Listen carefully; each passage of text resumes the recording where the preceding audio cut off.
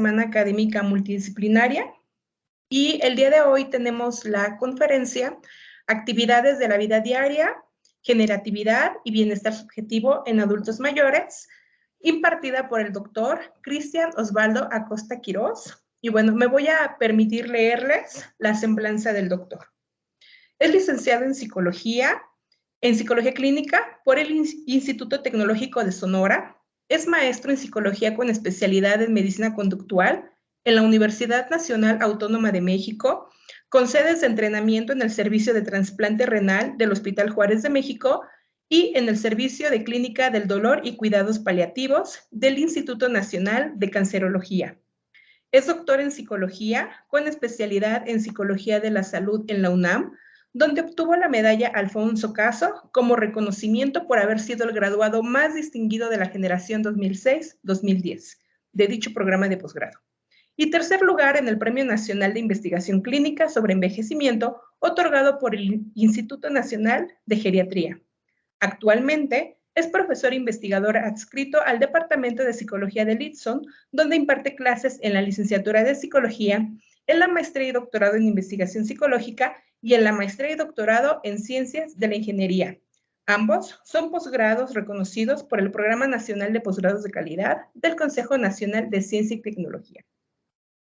Sus líneas de investigación son calidad de vida y bienestar subjetivo, ocio y actividades de la vida diaria en adultos mayores, estrés y afrontamiento en personas con enfermedades crónico-degenerativas, planeación para el retiro laboral y ajuste psicosocial en la jubilación, terapia cognitivo-conductual y de tercera generación y tecnología aplicada para el bienestar en la vejez.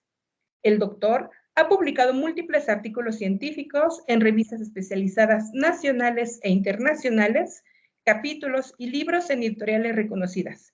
Actualmente desarrolla tecnología para el bienestar en adultos mayores y sus cuidadores primarios informales. Finalmente, les comento que el doctor es investigador nacional nivel 1 en el Sistema Nacional de Investigadores, tiene el perfil deseable PRODEP y es integrante del cuerpo académico consolidado, actores y procesos psicoeducativos del ITSON. Doctor, un honor, muchísimas gracias por aceptar participar en esta actividad y pues bueno, bienvenido a la UAM y te cedo la palabra. Excelente, gracias. Sí, gracias, muchísimas gracias. Voy a compartir una presentación, ¿sí? Me dicen ustedes si se ve la presentación. ¿Se ve ahí? ¿La pueden ver?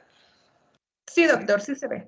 Ok, perfecto. Bueno, gracias igual, doctora. Gracias por la invitación. Definitivamente me gusta aprovechar estos espacios que me regalan en los eventos para platicarles de la experiencia que hemos tenido aquí en Sonora, en el Instituto Tecnológico de Sonora, hacia el sur del estado de Sonora, donde pues ya llevamos aproximadamente 15 o 16 años trabajando con personas mayores. Obviamente han ido evolucionando nuestros estudios con ellos. Empezamos con estudios muy básicos desde el punto de vista de la psicología, del envejecimiento, desde el punto de vista de la gerontología o de la psicogerontología. Y empezamos con estudios muy simples, muy básicos. Empezamos preguntándole a los mayores qué cosas les gustaban hacer, qué cosas no les gustaban hacer, sus fortalezas, sus debilidades, etc. Y así fuimos evolucionando con diferentes tipos de estudios, teniendo cada vez más objetivos más pretenciosos en cuanto a generar datos, a obtener datos de los mayores de aquí de la región. Y bueno, a esta altura del partido, ya después de 15 o 16 años, ya tenemos una base de datos lo suficientemente robusta como para ofrecer a los mayores de la región, pues, buenos programas de intervención de naturaleza psicosocial que les ayuden a mejorar lo que es su calidad de vida, su bienestar, etc., ¿no? Y bueno, los fundamentos o los conceptos de los que hemos partido para esos estudios que hemos desarrollado durante tanto tiempo y que actualmente ya estamos ofreciendo, pues tiene que ver con conceptos de lo que es actividades cotidianas, actividades de la vida diaria, generatividad, bienestar subjetivo. son conceptos que actualmente en la literatura científica son de amplio uso cuando se trata de estudios sobre adultos mayores, ¿ok? Entonces, bueno, les quiero compartir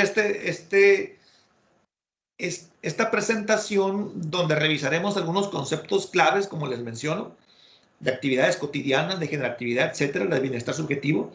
Pero también quiero platicarles de algunos de los proyectos que estamos desarrollando actualmente y de los datos que tenemos ya de algunas intervenciones con datos contundentes que nos dicen que lo que hacemos con las personas mayores de aquí de la región del sur de Sonora está funcionando y se benefician bastante de nuestras intervenciones, ¿ok?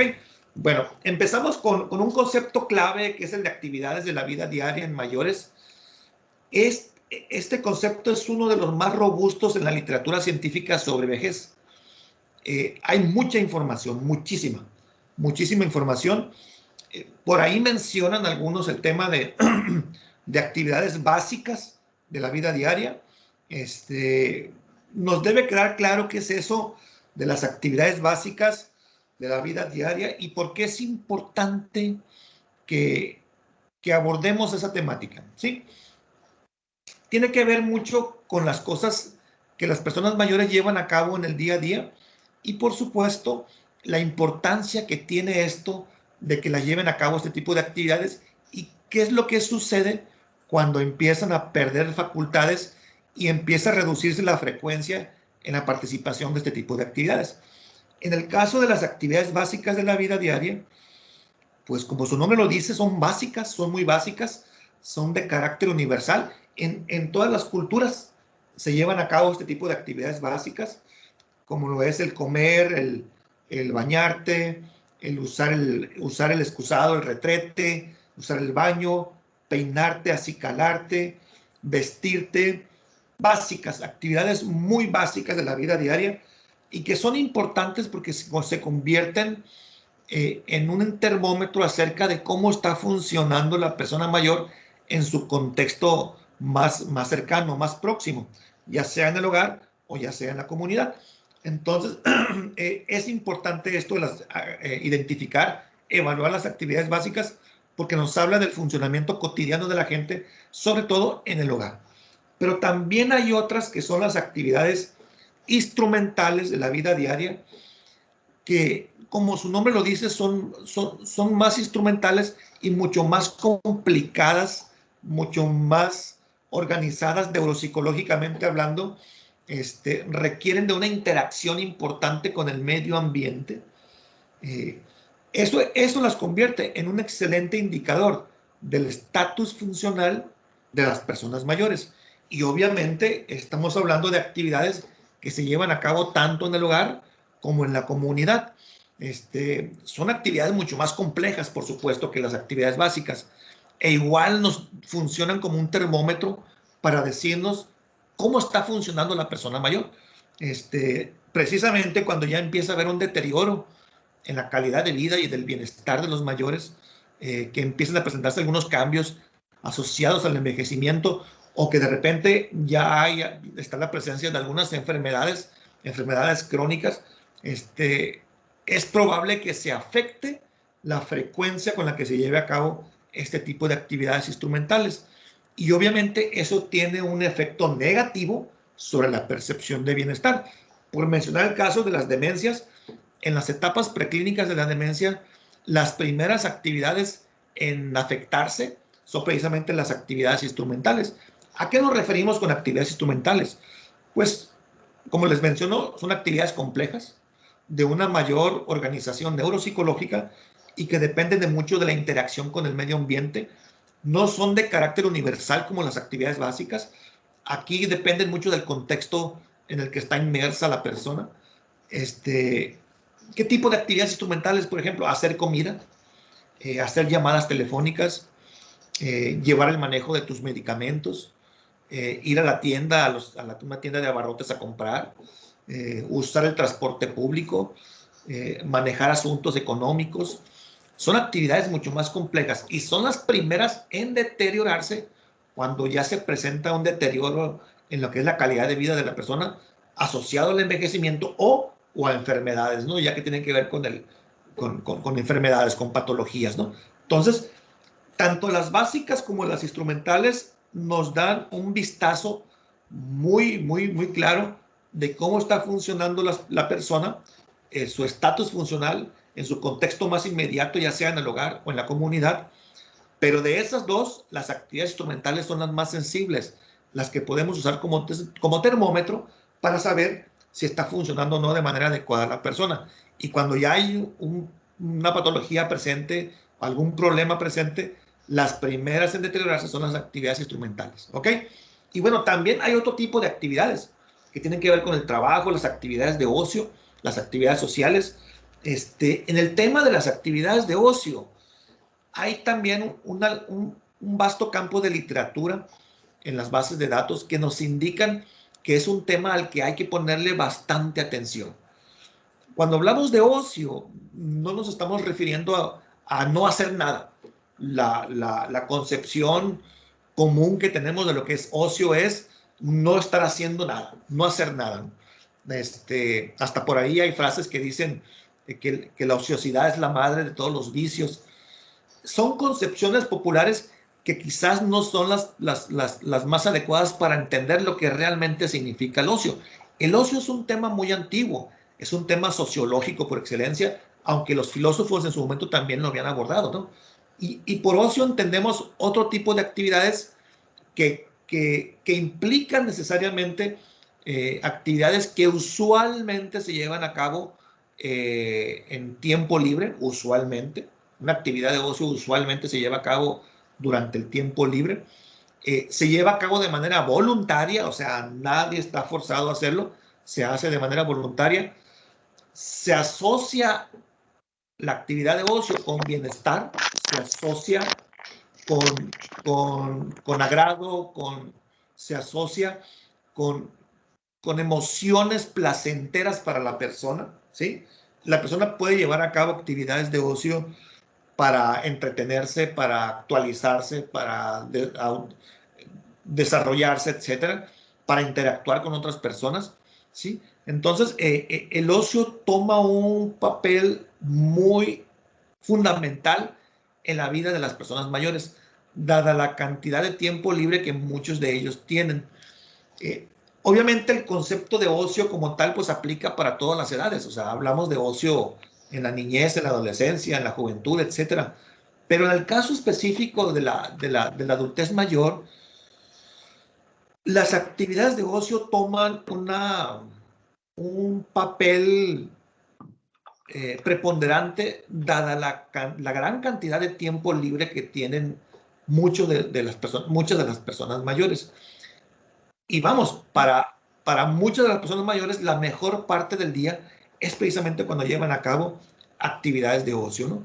Y las actividades sociales, que también no es excluyente con el tema de ocio, también se vuelven actividades de tipo importante, ¿no? ¿Por qué? Porque ya sabemos ahí que mediante actividades sociales se obtienen cierto tipo de reforzadores que únicamente se obtienen a través de la interacción social. Entonces también la importancia, ¿no? Pero bueno, en el tema de ocio hay que ponerle atención porque estamos hablando de dos tipos de actividades de ocio. El ocio casual, que es el ocio que usualmente llevamos a cabo aquí en casa, salimos al cine, tomamos una taza de café, salimos con los amigos, etc. El ocio casual es muy importante, pero últimamente se le está poniendo mucha atención al ocio, el llamado ocio serio, que es diferente al ocio casual. Mientras que el ocio casual lo llevamos sin horarios definidos, sin reglas definidas, sin objetivos claros, simplemente la pasamos bien en algún momento, solo o acompañado, como sea. El ocio serio tiene otra connotación. En el ocio serio participamos de manera voluntaria, llevando a cabo actividades que nos gustan, que también usualmente lo hacemos en nuestro tiempo libre, pero aquí sí hay actividades determinadas, objetivos fijos, tiempos, reglas que hay que seguir para llevar a cabo el ocio serio. Y les quiero comentar esto, en la literatura le están poniendo mucha atención a programas dirigidos a adultos mayores de ocio serio, ¿sí? Y precisamente ahorita les voy a platicar una experiencia que tuvimos mediante un programa de voluntariado basado en el concepto de ocio serio. Entonces, por ahí hay que entender, ¿no?, la importancia del ocio en la vida del adulto mayor, pero hay que separar lo que es el ocio casual del ocio serio propiamente, ¿no? Y los beneficios de ambos, ¿no? Y bueno, hay una teoría de la actividad que le llaman, que en realidad más que una teoría es como una explicación, donde se relaciona el llevar a cabo cierto tipo de actividades durante el día y la percepción de bienestar o de satisfacción con la vida en el adulto mayor. En realidad es una idea muy antigua. Estamos hablando de a mediados del siglo pasado, cuando fue acuñado este concepto, esta teoría que en realidad no es una teoría, es más bien una explicación, como les menciono, es más bien una explicación. Y bueno, pero ¿qué dice esta teoría, entre comillas, de la actividad? Dice que llevar a cabo cierto tipo de actividades durante el día garantiza cierta satisfacción o percepción de bienestar en los adultos mayores. Y hacen mucho énfasis en las actividades de ocio y en las actividades sociales. Por supuesto, también hay actividades que se llevan a cabo de manera individual. Cuando lees un periódico, lo haces de manera individual. Cuando ves televisión, un partido de fútbol, un partido de béisbol, una novela, etcétera, también lo haces de manera individual.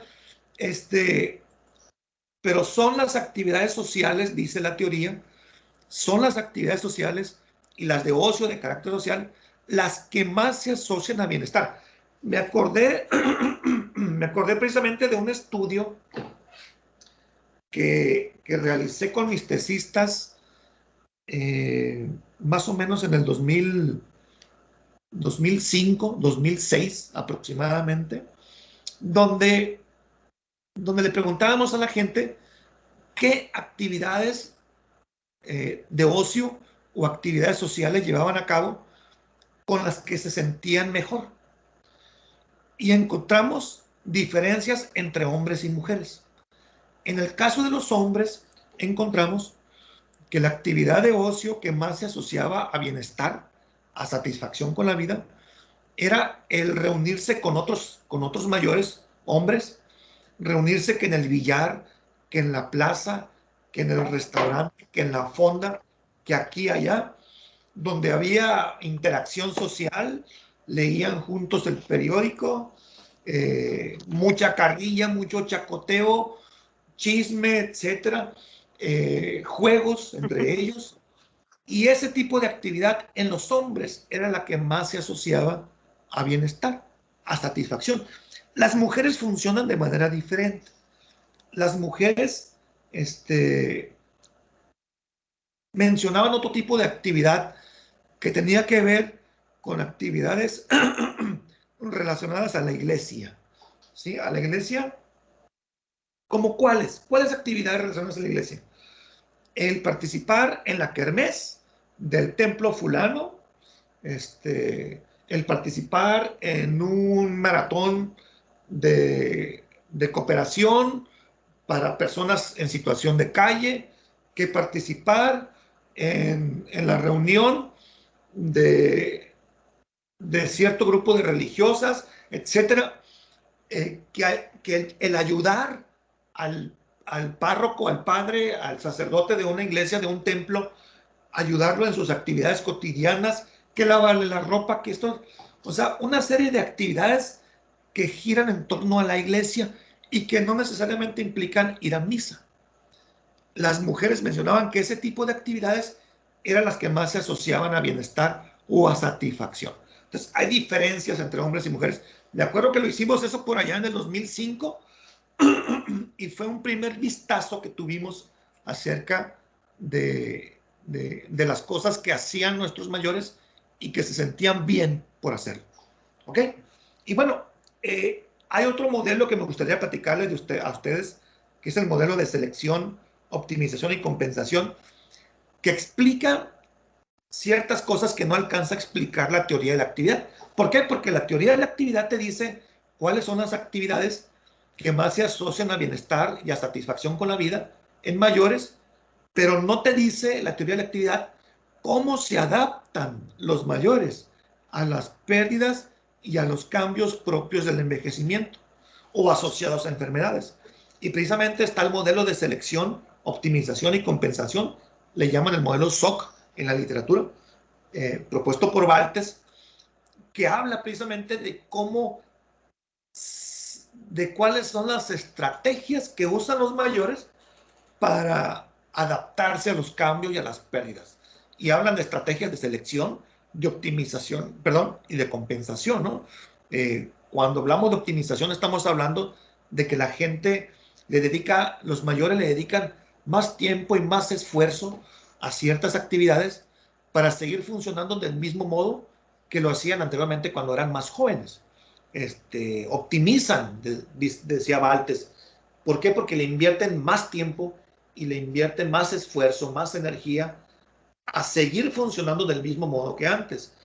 Obviamente eso implica que lleve más tiempo a hacer la actividad, obviamente eso implica que requiera de mayor concentración, etcétera, de mayor enfoque, pero es así como algunos de los mayores, a través de la optimización, quieren seguir funcionando del mismo modo de antes. Lo que antes lo hacían en 5 minutos, ahora quizá lo hagan en 10 o en 20 minutos, pero le dedican el tiempo.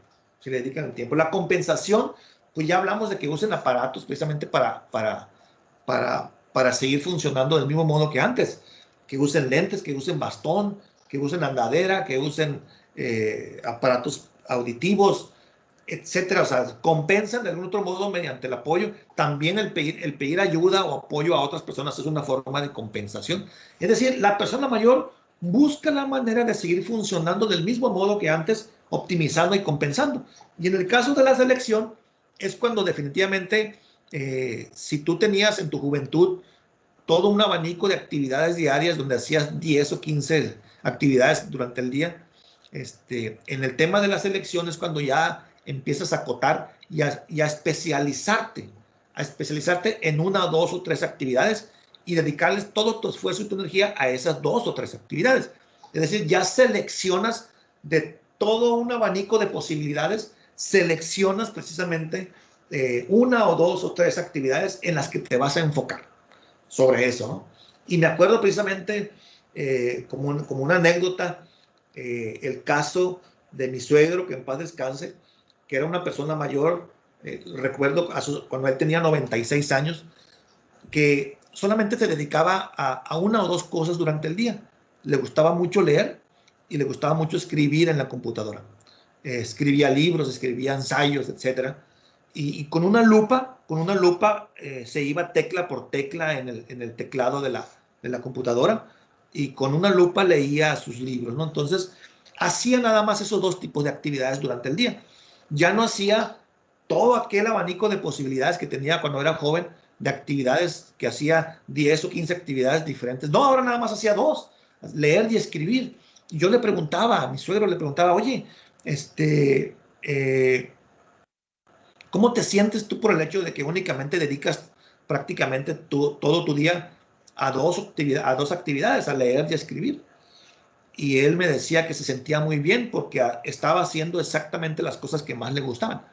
Entonces, ese es un ejemplo de lo que es selección, de una estrategia de selección, en donde ya de plano ya no puedes hacer las 10 o 15 actividades que hacías antes. Ahora nada más haces 2, o nada más haces 3, o nada más haces una. Pero con eso es suficiente para ti, para que siga vigente una buena percepción de bienestar, ¿sí? De bienestar. Entonces, por eso es importante el tema de actividades de la vida diaria en mayores, porque se vuelve el principal termómetro con el cual nos dice cómo está funcionando la persona en su contexto inmediato, y por supuesto qué arreglos podemos hacer nosotros en ese contexto para que la persona siga funcionando del mismo modo, o si sus cambios y sus pérdidas asociadas al envejecimiento ya no le permiten hacer lo que hacían antes, ver en qué podemos enfocarnos propiamente, ¿no? Para que la gente siga funcionando, no del mismo modo que antes, pero siga funcionando sobre todo en actividades que resulten significativas para él o para ella, ¿no? Y bueno, tocante a ese mismo tema de actividades de la vida diaria, en el 2011 publiqué en Manual Moderno un inventario de actividades de la vida diaria del adulto mayor.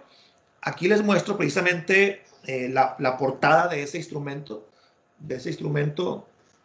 que vendía Manual Moderno, porque me me avisaron que se agotó, que está agotado, y ya no han sacado una reedición. Ahí está la portada de ese instrumento. Igual yo lo tengo, igual se los puedo facilitar. Y podrán ver que están las portadas de dos versiones, una versión femenina y una versión masculina. Son instrumentos que evalúan la frecuencia de actividades de la vida diaria en adultos mayores, en hombres y en mujeres de manera separada.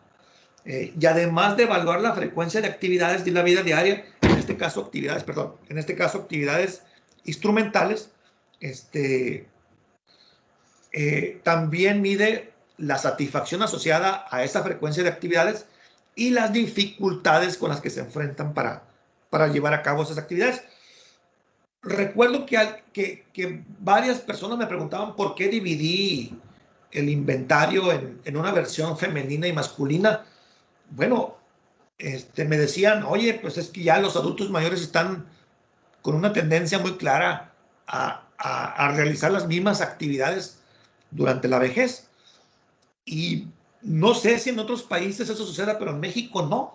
En México las mujeres mayores hacen cosas diferentes a los hombres mayores. Sí, ahorita vamos a ver unos ejemplos precisamente aquí, en estas imágenes, precisamente en la imagen de la izquierda, que es una de las páginas del instrumento para la versión femenina. Están dos actividades que son frecuentemente realizadas por mujeres y que los hombres usualmente no llevan a cabo, como lo es hacer costuras o bordar y cuidar enfermos. Cuidar enfermos es una actividad que prácticamente las mujeres son las que llevan a cabo. Es muy raro encontrarte a un hombre que cuide de un enfermo. Y el hacer costuras también. Como se darán cuenta, hay imágenes, hay dibujos. ¿Por qué usé imágenes? ¿Por qué usé dibujos? Porque muchos de los mayores son débiles visuales o tienen un nulo o bajo nivel académico, y las imágenes, el apoyo visual les ayuda bastante para entender el ítem o los ítems. Por eso en la otra imagen que se ve a la derecha, a la diestra, son ejemplos de actividades que llevan a cabo los mayores varones, ¿sí? Y está por ahí el ejemplo de hacer reparaciones eléctricas. Las mujeres no se meten con eso, ¿no? Con andar haciendo reparaciones eléctricas o mecánicas. Las mujeres mayores usualmente no hacen eso, pero sí los varones. Y bueno, son imágenes. Le pagué a un diseñador gráfico para que me hiciera esos dibujos. Y bueno, el instrumento ya fue publicado en el 2011. Es uno de los productos de mi tesis doctoral. Y bueno, se vendió porque ya no han sacado otra versión. Pero si alguien lo necesita, si alguien me lo pide, ahorita les paso mi cuenta de correo para enviárselos, ¿ok? Y bueno, un concepto que se asocia mucho a esto de actividades cotidianas, de actividades de la vida diaria, es el concepto de envejecimiento exitoso. Tiene mucha relación con el concepto de actividades de la vida diaria en adultos mayores. Este concepto de envejecimiento exitoso es parte de la nueva forma en que se empezó a abordar el envejecimiento a partir de los años 90. La literatura clínica sobre vejez de los años 70 y años 80 era una literatura basada en enfermedad, discapacidad, muerte. Como que no había una postura muy optimista acerca de lo que es el envejecimiento en los 70s y en los 80s. Hay abundante información, sobre todo lo que es la información clínica, sobre el tema de envejecimiento, pero enfocado en aspectos muy negativos de la vejez, como es el caso de la enfermedad, de la discapacidad, de la incapacidad, y por supuesto el tema de la muerte, ¿no? A partir de los 90 empiezan a surgir otros conceptos más benevolentes, más optimistas, enfocados más en las fortalezas de los adultos mayores, enfocados más en los recursos, en las destrezas, en las ventajas de ser una persona mayor. Y surgen varios conceptos: envejecimiento activo, envejecimiento óptimo, envejecimiento exitoso, etc. Aquí les presento precisamente cómo fue estructurado por Rowe y Kahn el concepto de envejecimiento exitoso, que menciona ahí unos componentes interesantes, ¿no? que hablan estos autores, Rowe y Kahn, en el 97 hablan, cuando acuñan este concepto, hablan precisamente que el envejecimiento exitoso tiene que ver con un alto funcionamiento físico y cognitivo, que era lo que les mencionaba acerca de actividades instrumentales de la vida diaria, actividades básicas de la vida diaria, la evitación de enfermedades y discapacidad, eliminando los factores de riesgo, ¿no? Como lo es el fumar, el tomar, etcétera, la vida sedentaria, etcétera. Pero hay algo muy importante, la participación activa en la vida. No sé si alcanzan a ver ese elemento del concepto de envejecimiento exitoso abajo a la izquierda, la participación activa en la vida, donde ya se habla de qué manera puede participar activamente una persona en su contexto inmediato, donde no implica necesariamente que se ponga a trabajar para ganar dinero, no, sino que lleve a cabo actividades que resulten significativas y que eso indica que están asumiendo un rol o un papel activo en su vida, en su vida cotidiana, ¿no? Entonces, sobre ese elemento en particular, la participación activa en la vida, quisiera platicarles. Quisiera hablarles del concepto de generatividad.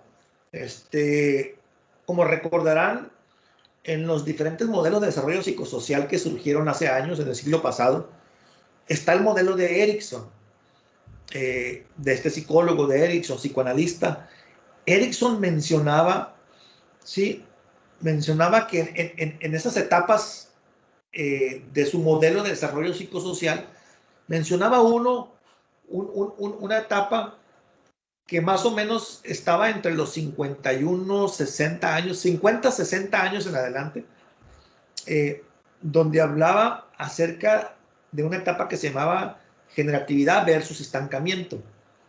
¿A qué se refería Erikson con esta etapa de la vida?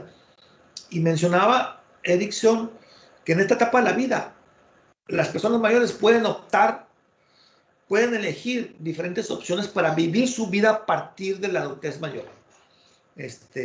Y hablaba de ser generativo, de que algunas personas mayores optan por ser generativos. ¿A qué se refieren con ser generativos? Se refería a Erikson al hecho de cuidar de otras personas, ya no únicamente cuidarse a sí mismo, sino cuidar de otras personas, pero sobre todo el compartir las experiencias y el aprendizaje y la sabiduría de toda una vida, compartirlo con las nuevas generaciones. Vean qué tan interesante es este concepto de generatividad.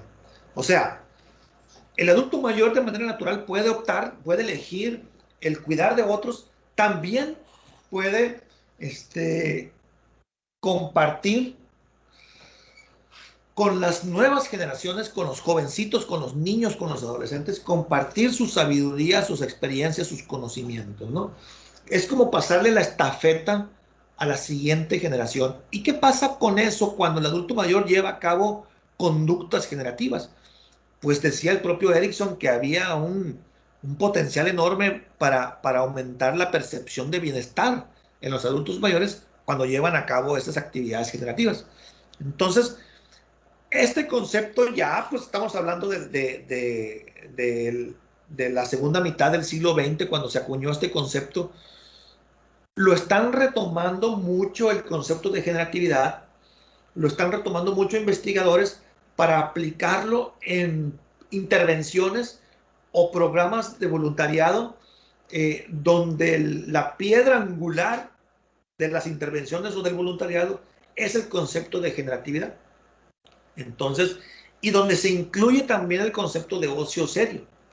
Entonces, ahí vemos una combinación interesante entre actividades cotidianas, actividades de la vida diaria, como lo pueden ser las actividades de ocio, y el llevar a cabo conductas generativas al inicio de la vejez o durante la vejez. Y precisamente diseñamos aquí con mi equipo de estudiantes, mi equipo de colaboradores, profesores y estudiantes de aquí de ITSON, del Instituto Tecnológico de Sonora, diseñamos un programa de voluntariado donde adultos mayores interactuaban con jovencitos, específicamente con adolescentes de secundaria, ¿sí? Y donde los adultos mayores fungían el rol de tutores de jóvenes en esta secundaria.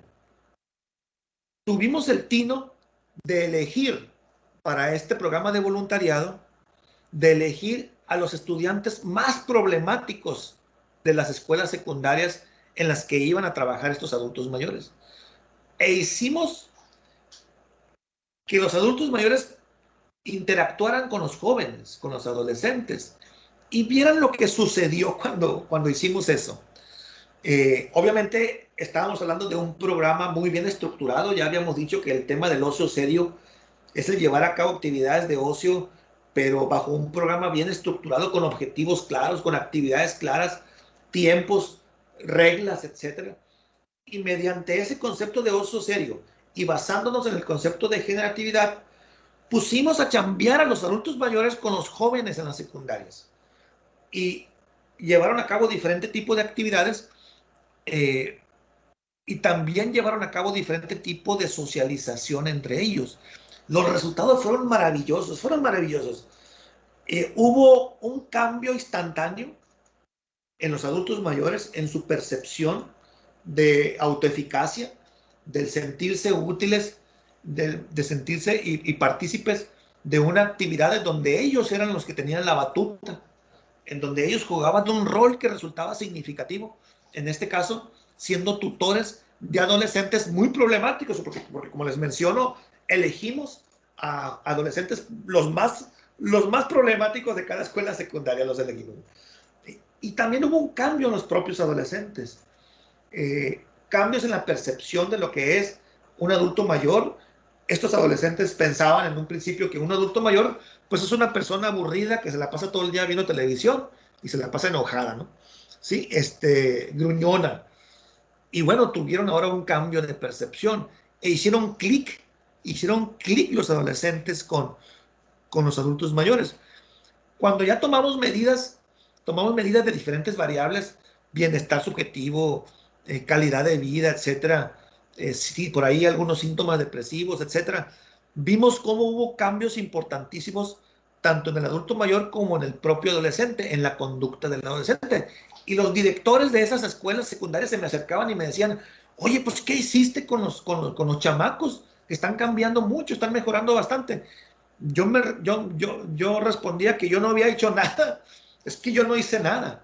Todo esto lo hicieron los adultos mayores trabajando con ellos, trabajando con los adolescentes, ¿no?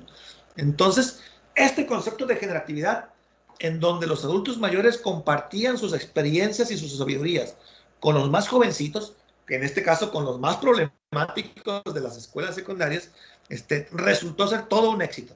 Todo un éxito. Todo el mundo salió ganando. Ganaron los adultos mayores, ganaron los jóvenes, ganaron las escuelas, se me titularon estudiantes de maestría.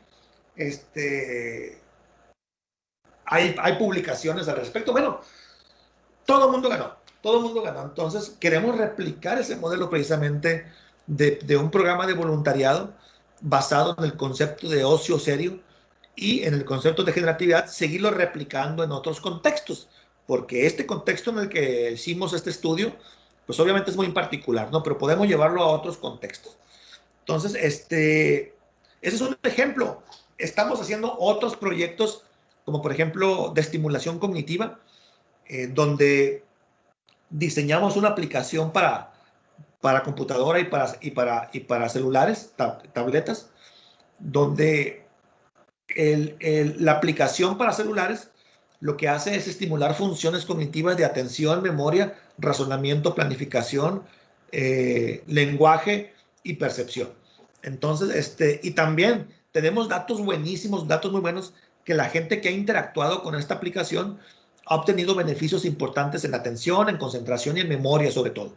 Entonces, también estamos haciendo eso, ¿no? Pero a razón del concepto de generatividad y de actividades de la vida diaria, les comentaba, les compartía esta experiencia que tuvimos con adultos mayores y adolescentes de escuelas secundarias de aquí de Ciudad Obregón, aquí en Sonora.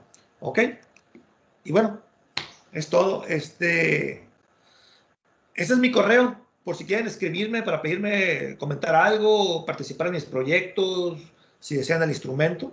Ahí está el correo, ¿no? Sí, ok. Muy bien, voy a dejar de compartir. Doctor, muchísimas gracias. Sin duda es un tema muy interesante y bueno, sabemos que en México la pirámide poblacional se va a invertir. Entonces, creo que todo el conocimiento que se genera en adultos mayores sin duda es muy, muy importante y va a contribuir no solamente ahorita, sino en un futuro, ¿no? Exacto. Y bueno, vamos a abrir un espacio para preguntas y respuestas. Si alguien de nuestros asistentes desea preguntar o comentar algo, este sería el momento.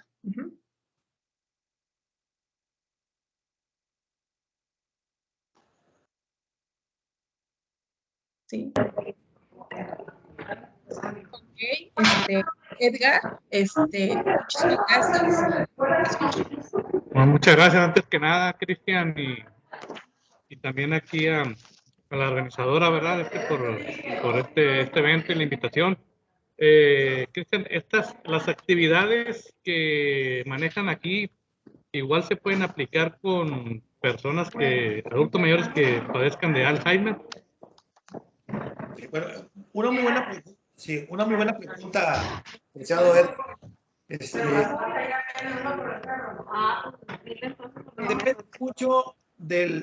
Depende mucho del deterioro, ¿no? Del deterioro que esté presentando una persona con una demencia tipo Alzheimer o demencias. Entonces, depende mucho de ese deterioro que esté presentando la persona con una demencia tipo Alzheimer. Sí tenemos cuidadores de personas con Alzheimer, pero en realidad no lo hemos aplicado como tal no lo hemos aplicado en personas con Alzheimer. Depende mucho del deterioro que esté presentando la persona. En función de eso. Muchas gracias. Ok, muchas gracias por la pregunta del doctor, por responder. Y bueno, tenemos una participación de Wendy. A ver, Wendy, te escuchamos. Hola, buenas tardes. Tengo una pregunta para el doctor. En esta cuestión de la pandemia, ¿cómo un adulto mayor puede tener un envejecimiento óptimo? Ok.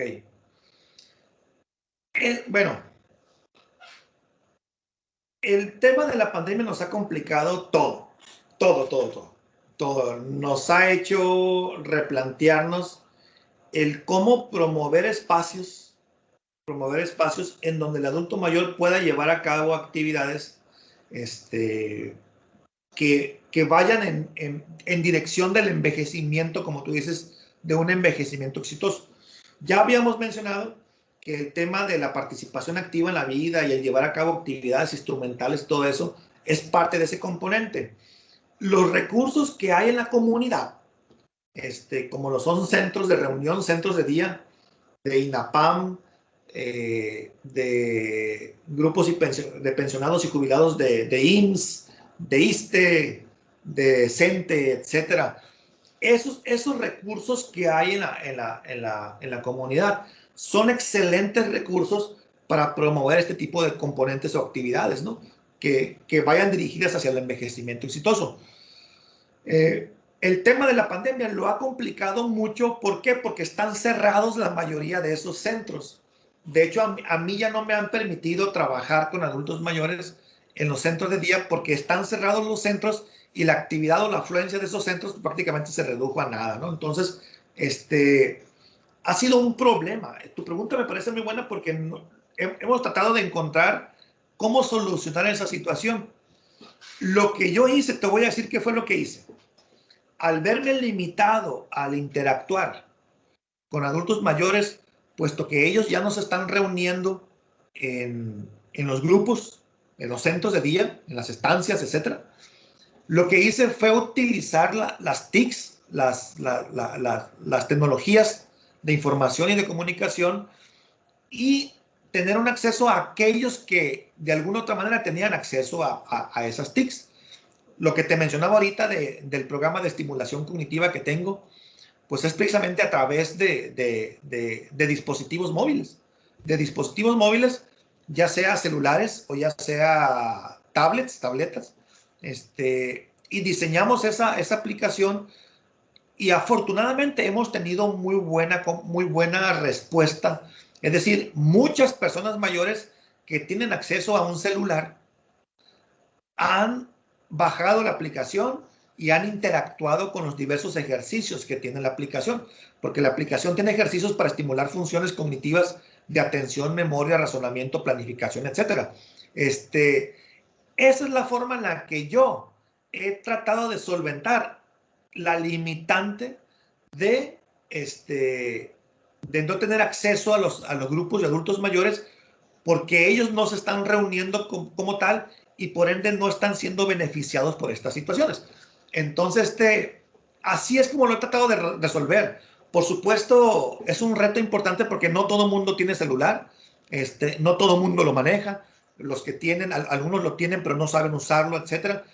Pero por lo menos sí he alcanzado a captar, por así decirlo, a una cantidad importante de adultos mayores que ya están un poco más familiarizados con el uso de celulares y tablets. Y de ese modo he tenido acceso a la población para promover esto que tú mencionas, promover un envejecimiento exitoso, que en este caso a lo que le estoy pegando yo, pues es al tema de mantener un estado funcional cognitivo lo mejor posible, ¿no? A través de este tipo de programas de estimulación. Así es como lo he resuelto, ¿eh? Créeme, estamos atorados todavía. No hemos podido interactuar con la gente, no hemos podido ofrecerle a la gente las condiciones que ofrecíamos a través de los programas de voluntariado, en donde participaban muchísimos y de diferentes centros de día, diferentes estancias, y los repartíamos en la ciudad prácticamente para que interactuaran con los adultos mayores, y eso los beneficiaba mucho. Pero eso ya no pudimos hacerlo desde hace año y medio. Ya no, o sea, no, nos lo tienen prohibido básicamente. Pero ¿qué tal con la aplicación? ¿Qué tal con la aplicación, con las TICs? ¿Qué tal con la aplicación que desarrollamos de estimulación cognitiva? Pues eso es lo que hay, es lo que tenemos y está funcionando, ¿eh? Cada vez hay más gente que se está anotando y están encantados con lo que es el uso de la aplicación, ¿sí? No sé si respondí a tu pregunta. Ok, creo que sí, ya no vi quién preguntó, pero creo que quedó resuelta. Tenemos una nueva pregunta de Andrea. Ajá. Ajá. Andrea. Ay, buenas tardes. Sí, buenas tardes. ¿Sí me escuchan? Ok. ¿Cuál considera que son las habilidades que un psicólogo debe de tener para estar trabajando en constante contacto con este grupo de personas? Ajá. Y también otra pregunta que era, ¿qué dificultades o qué retos hubo en su programa de los estudiantes problemáticos al estar con los adultos mayores? Ok, bueno, son dos preguntas, ¿verdad? La primera mencionabas que era sobre... la primera me preguntaste... A ver, recuérdame, se me fue la primera. Sobre las habilidades que debe de tener el psicólogo para trabajar con los mayores.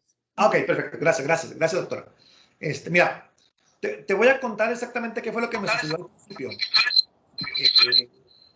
En mi segundo año de maestría, estuve haciendo mis prácticas en el servicio de clínica del dolor y cuidados paliativos del Instituto Nacional de Cancerología. La mayoría de los pacientes que veía en ese servicio eran adultos mayores. De cada 10, 6 eran adultos mayores. Cuando trabajaba con ellos y quería evaluarlos, quería intervenirlos, quería evaluar e intervenir, me di cuenta que las técnicas tradicionales de evaluación y las técnicas tradicionales de intervención no me estaban funcionando con ellos. Y te voy a decir por qué. Por la simple razón de que no me estaban entendiendo, ¿sí? Es decir, hay un llamado efecto cohorte en los adultos mayores que indican que los adultos mayores crecieron en otras condiciones socioeconómicas diferentes, socioeducativas diferentes a los actuales. ¿sí? Entonces, las técnicas que aplicas tú bastante bien en adolescentes, en adultos jóvenes, etcétera, no funcionan en ellos porque no te entienden, no están entendiendo. Recuerdo, por ejemplo, un ejemplo, que estaba trabajando el tema de depresión con uno de mis pacientes y a la hora de evaluarlo, de evaluar el tema de depresión, porque estaba sospechando yo de un problema de depresión, quise aplicar algunos instrumentos, digamos, los más tradicionales que se aplican en contextos hospitalarios. Y cuando quise aplicar esos instrumentos, no me estaba entendiendo la gente. No me estaba entendiendo. De igual manera, cuando quise aplicar técnicas de intervención, donde quería aplicar, por ejemplo, una técnica de reestructuración cognitiva y donde había que elaborar ciertos registros o llenar ciertos registros, también se me quedaban viendo con una cara así como diciendo, no te entiendo, hijo, no sé qué me estás pidiendo, ¿no? Entonces, ¿qué tuve que hacer? ¿Qué tuve que hacer como psicólogo para evaluar y para intervenir en adultos mayores? Pues prácticamente tuve que rehacer mis formas de evaluación y rehacer mis formas de intervención y hacerlo todavía mucho más sencillo. Es como si tuvieras que reestructurar el cómo evaluar y el cómo intervenir, porque tienes que considerar muchos aspectos en el adulto mayor que no se consideran en otros grupos etarios, en personas jóvenes, adolescentes o jóvenes, ¿sí? Un instrumento que de repente me decían mis jefes, aplícales en Minnesota. ¿Cuántos ítems tiene el Minnesota? El MMPI, ¿cuántos ítems tiene el Minnesota para evaluar personalidad? Estamos hablando de más de 500 ítems, no sé, algo así. Y yo decía, ay, doctor, no sea malito, o sea, ¿cómo le voy a aplicar un instrumento de 500 ítems a una persona mayor que además de eso trae un problema de salud importante? Eran personas con cáncer, eran personas con enfermedad renal crónica, etcétera. Entonces, buscando en la literatura, tratando de entender cómo abordar estas temáticas con los adultos mayores, me encontré que entre más sencilla sea tu forma de evaluación y más sencilla sea tu forma de intervención, es mucho mejor para ellos y te van a entender mejor, ¿sí? Y por ejemplo, en el caso de depresión, entendí que para evaluar depresión en adultos mayores, si voy a usar una medida, un instrumento, tiene que ser breve. Tiene que ser muy breve el instrumento. Y aparte de que sea breve, las opciones de respuesta deben ser por lo general dicotómicas, de sí y no. Y me encontré con un instrumento que tiene 5 ítems, o un instrumento que tiene 10 ítems, o uno que tiene 15 ítems, y esos fueron los indicados, ¿no? Para evaluar. Entonces, como psicólogo, ¿qué me queda? Si voy a evaluar y voy a utilizar medidas, voy a utilizar instrumentos de medición, buscar instrumentos que no sean robustos y que además de que no sean robustos, que sean instrumentos con opciones de respuestas dicotómicas preferentemente, porque las opciones de respuestas múltiples, como las escalas Likert, de 4, 5, 6 o 7 opciones, los confunden muchísimo, muchísimo los confunden. Entonces, por ahí tuve que entrarle primero, ¿no?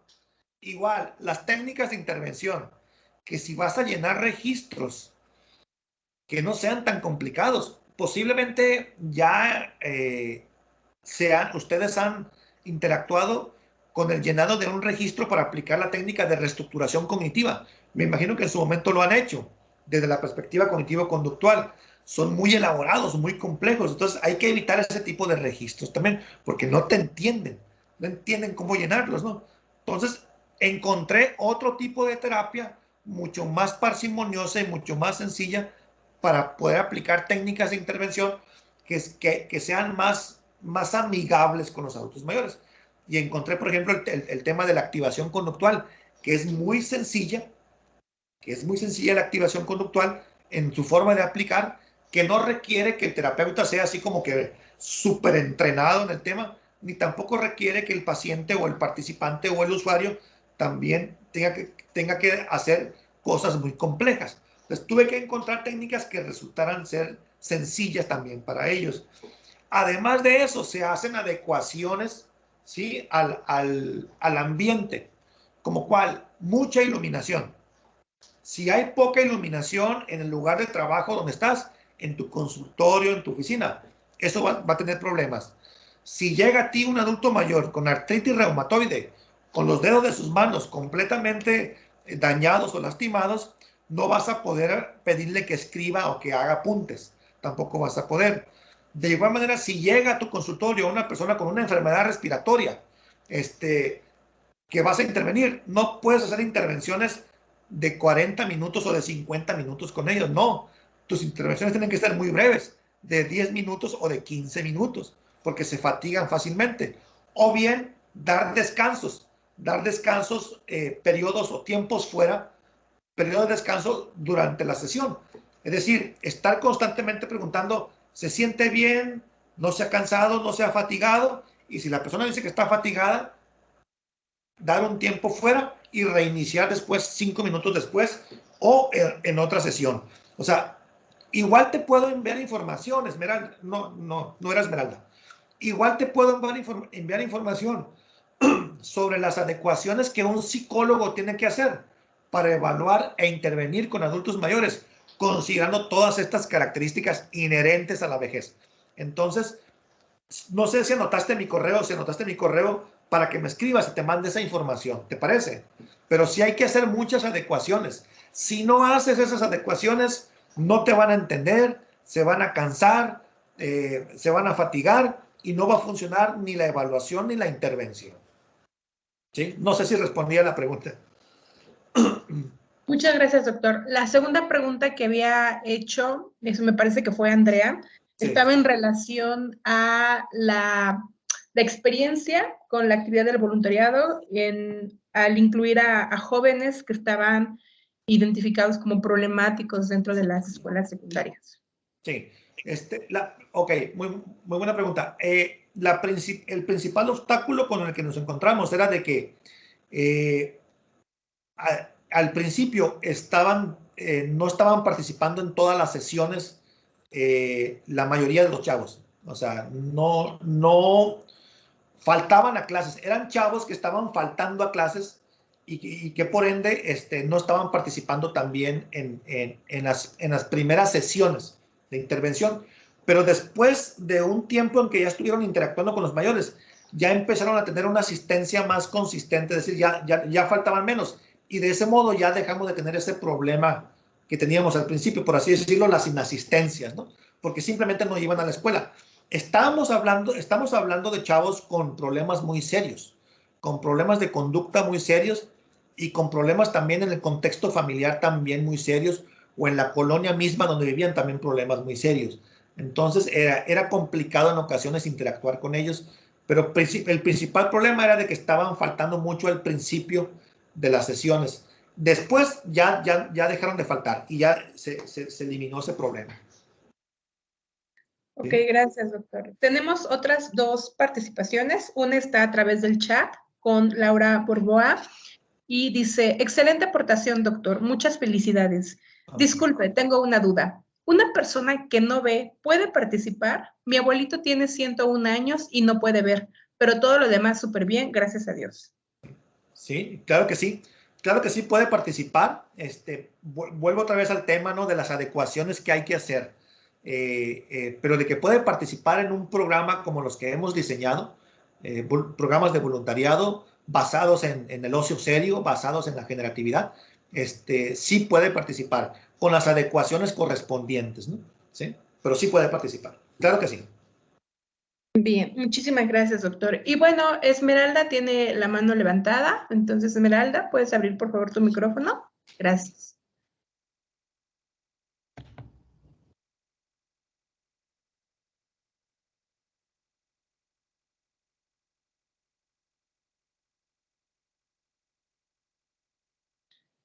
No te escuchamos, Esmeralda, o gustas realizar por chat.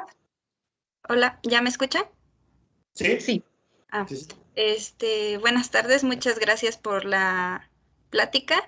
Y bueno, mi pregunta es, ¿cómo podrías guiar tú como familiar a un adulto mayor en la selección de actividades, tomando en cuenta que es un adulto mayor que no radica en la ciudad, sino que es de una zona rural? O sea, ellos también a veces quieren realizar alguna actividad, pero no se sienten útiles por lo mismo, como lo comentaba el doctor, por su edad, no saben qué realizar o cómo sentirse otra vez, pues sí, útiles, se podría decir.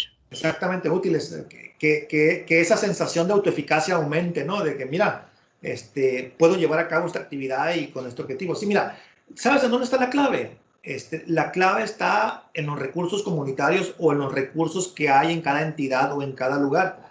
Es muy importante, aun cuando se trate de un lugar alejado, un pueblo o una locación alejada de las grandes ciudades, es muy importante generar un espacio en donde pueda haber interacción entre diferentes adultos mayores. O sea, yo te podría decir, pues hay que decirle a la persona mayor que haga cierto tipo de actividades de manera individual. Y está bien. O sea, se pueden recomendar ese tipo de actividades individuales.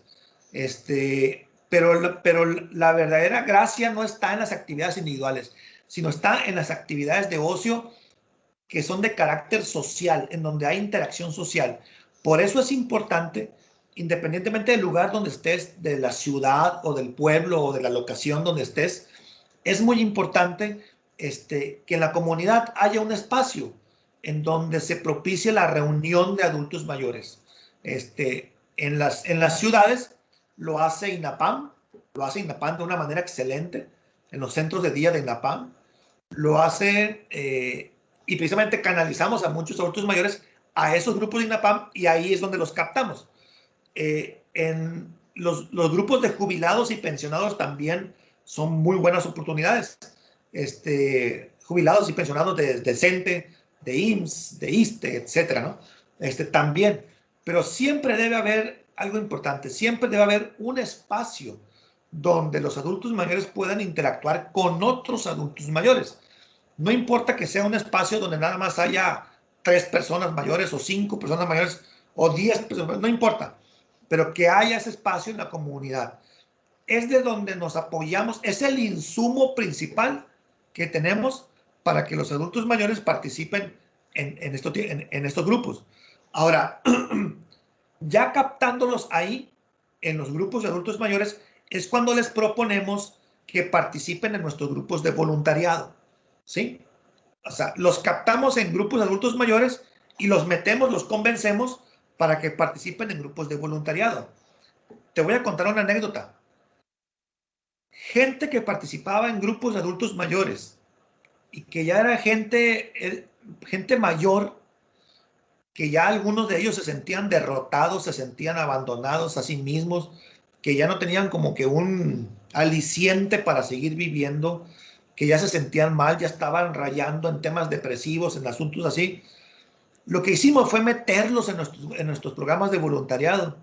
Y vieras la reacción que tuvieron cuando empezaron a participar en esos proyectos de voluntariado. O sea, de repente los veías súper activos, interactuando con los chamacos, haciendo su rol, su papel, muy propios, muy serios, muy solemnes, haciendo la chamba que les correspondía. Algo muy importante. Los entrenamos en el grupo de voluntariado, los entrenamos para que interactúen con los jóvenes, para que expongan, para que platiquen, para que conversen, para que compartan.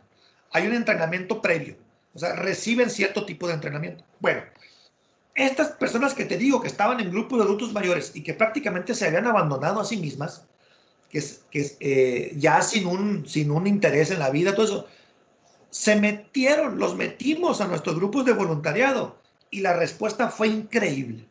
Fue increíble el cómo prácticamente rejuvenecieron o volvieron otra vez a sentirse vivos, a sentirse activos, porque esa sensación de autoeficacia aumentó. El hecho de sentirse capaces de llevar a cabo y de formar parte de un programa con objetivos claros y definidos, eso los hizo sentirse muy bien. Entonces, la clave está en eso. La clave está en generar un espacio en la comunidad donde se reúnan 2, 3, 4, 5, 10 adultos mayores y ahí los captas para jalarlos a tus programas de voluntariado. ¿Sí? No sé si respondí a tu pregunta. Sí, muchas gracias. Ok.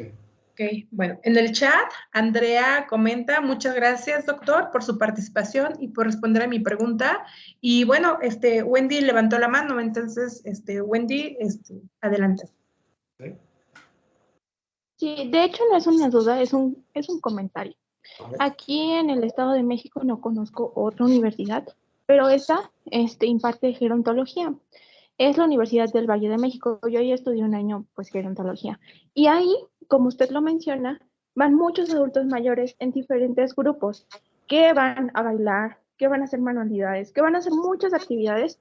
Y efectivamente, como usted lo menciona, todos esos adultos mayores se ven como personas que quieren que nosotros aprendamos de ellos y toman su rol muy bien y la verdad eso me hace sentir muy bien. Yo me cambié de gerontología a psicología porque quería ayudar a otros sectores, no solamente a los adultos mayores, pero con el pasar del tiempo, estudiando psicología, me doy cuenta que ese sector a veces está un poco abandonado. Abandonado desde el aspecto en que, pues, como es un sector donde ya algunas habilidades se van haciendo menores, no les toman tanta importancia, ¿no? Y yo creo que desde nuestra postura podríamos tomar algunas medidas para que este sector sea más tomado en cuenta. Exacto, así es. ¿Sabes qué nos hace falta? Nos hace falta mucho el tema de políticas públicas. Con el fin de estos espacios que te digo. Y que los esfuerzos que llevamos a cabo por apoyar a la población mayor no queden nada más en buenas intenciones, sino que realmente haya una política pública que esté detrás y que asegure o garantice que estos esfuerzos se sigan aplicando de manera estándar en una comunidad, en una región, en el país, etc. La población mayor realmente es una población desatendida. Nada más en el caso de la psicología, cuando vayas a un congreso de psicología o veas el programa científico de un congreso de psicología, cuenta con los dedos de una mano, cuenta cuántas conferencias o temas hay sobre el tema de envejecimiento. Te van a sobrar dedos de una mano, ¿no? O sea, son muy pocas personas, son muy pocos las conferencias, son muy pocos los temas que abordan el envejecimiento. Eso es una mala noticia, también es una buena noticia, pero es mala en el sentido de que ya nos dimos cuenta que la población mayor está desatendida, ¿no? Somos muy pocos los profesionales de la salud, o sea, contados. Por ejemplo, yo vivo aquí en Sonora, en Ciudad Obregón, Sonora. Tenemos un hospital de especialidades muy grande, del IMSS, muy grande el hospital, y con una capacidad enorme de pacientes que vienen de diferentes estados del noroeste, de Chihuahua, de Baja California, de Sinaloa, de Sonora, etc. Y solamente hay 2 geriatras. 2 geriatras, imagínate, 2 geriatras para un hospital tan monstruoso como el que tenemos aquí, con tantos adultos mayores, y solamente 2 geriatras, ¿no? Y si lo vemos en términos de psicólogos especializados en el tema del envejecimiento, igual estamos contados, ¿eh? Estamos contados en el país, somos muy poquitos los psicólogos especializados en el tema del envejecimiento. Entonces, pues ahí estamos picando piedra y haciendo lo que se puede y preparándonos, ¿no? Para lo que viene, porque como ya mencionaba la doctora, pues México está envejeciendo, literalmente está envejeciendo, y cada vez habrá más personas mayores y la gente va a vivir más años, y eso es un reto. Es un reto en todos los sentidos, en lo económico, en lo educativo, en lo social, en la salud, etc. Entonces estamos preparándonos para eso, pero somos muy poquitos. Me da gusto que les interese el tema. Cada vez que me invitan a una universidad, a una tesis o algo donde alguien va a trabajar con adultos mayores, pues me emociono bastante. Me emociono porque me doy cuenta que ya somos más, o sea, que poco a poco vamos incluyendo más gente, ¿no? Pero sí, o sea, somos muy poquitos realmente, ¿no? Y para allá vamos para también, entonces hay que preparar el terreno, ¿no? Ok, gracias. Ok, muchas gracias, Wendy, por el comentario. Y bueno, ya, nada más para finalizar, Esmeralda, ¿volviste a levantar tu manita o se quedó levantada?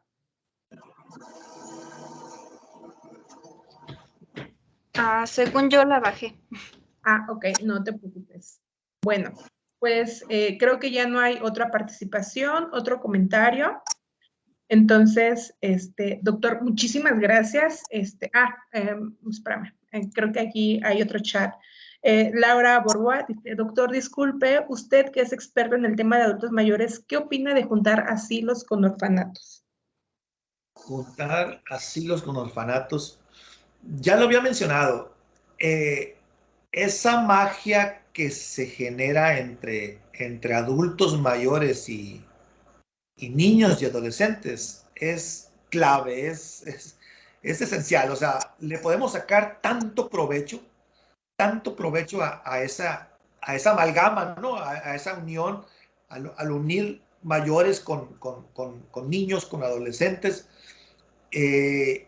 Ya es una idea, esta ya es una idea que se ha aplicado en otros países, sobre todo en países donde ya está donde hay mucha población envejecida, más hacia el centro de Europa, por allá, que es una idea que se está aplicando muy bien, y con efectos buenísimos. Pero siempre y cuando haya un programa bien estructurado detrás, que se sepa exactamente cuáles actividades deben de llevar a cabo los adultos mayores, cuáles tiempos, beneficios, objetivos, etcétera. Muy bien estructurado, como una especie de ocio serio que les mencionaba. Pero es una idea excelente, unir orfanatos con adultos mayores, porque se da un clic, pero hermoso, excelente entre ellos, entre los mayores y los pequeños. ¿Cómo te podré decir? Esa complicidad que se da de repente entre los mayores y los pequeños, ¿no? Entonces, me parece excelente idea. Ojalá y lo aplicáramos aquí en México, pero siempre bajo la rúbrica de un programa bien estructurado, donde todo esté muy bien claro. Qué actividades hay que llevar a cabo, los tiempos, los objetivos, todo. Me parece excelente idea. Muchas gracias, doctor. Ya nada más, para finalizar, a mí me gustaría saber, comentabas acerca de la app que desarrollaste. ¿Hay algún link donde la podamos descargar? Donde, no sé, a lo mejor tenemos adultos mayores, conocemos adultos mayores que puedan hacer uso de esta aplicación. Claro que sí.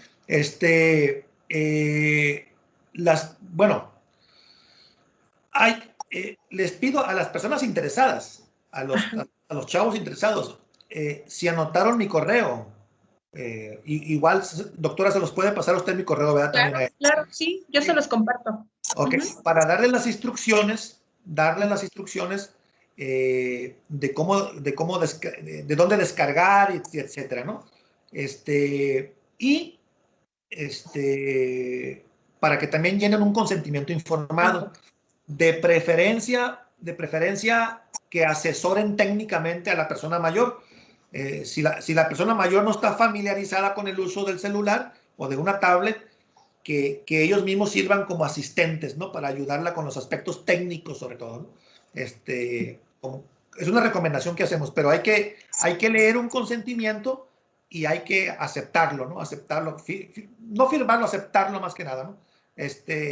Ese consentimiento lo tengo yo en Google Forms, en la plataforma de Google, y yo les podría pasar el link del Google Form para que lean el consentimiento y lo firmen, y pasarles el link del Play Store, del Google Play Store, para que descarguen la aplicación a un celular. La aplicación está disponible para Android. Todavía no tenemos una versión para iOS, es decir, no funciona para iPhone ni para iPad, pero quienes tengan Android por el momento lo pueden usar, ¿no? Pero que me escriban a mi correo para yo darle las instrucciones del consentimiento y todo lo demás. ¿Está bien? Perfecto, de acuerdo. Entonces, si alguien está interesado, de los asistentes, si anotaron el correíto, pues lo pueden mandar directamente al doctor, o bien, yo se los puedo proporcionar. Y bueno, doctor, pues voy a dar lectura a la constancia que te haré llegar. Y bueno, dice, Universidad Autónoma del Estado de México, el Centro Universitario UAM Ecatepec otorga la presente constancia al doctor Cristian Osvaldo Acosta Quirós por haber impartido en la constancia actividades de la vida diaria, la conferencia Actividades de la vida diaria, generatividad y bienestar subjetivo en los adultos mayores, llevada a cabo de manera virtual el día 27 de octubre del 2021 en el marco de la Semana Académica Multidisciplinaria 2021, los retos académicos y profesionales hacia una nueva normalidad. Firma la doctora Alma Galindo Carvajal, encargada del despacho de la dirección del Centro Universitario UAM Ecatepec. Y bueno, doctor, esa será la constancia que te haré llegar. Nuevamente, muchas gracias por compartir toda tu experiencia y conocimiento. Sin duda ha sido una charla muy enriquecedora. Y bueno, dice María Fernández, muchas gracias por tu ponencia, me parece súper interesante todo lo que ha comentado, ¿no? Entonces, me sumo al agradecimiento y a la felicitación, doctor. Muchísimas gracias. Gracias a ustedes también. Muchísimas gracias. Sí. Y bueno, que tengan bonita tarde a todos. Gracias por su asistencia. Okay. Hasta luego. Gracias. Hasta luego.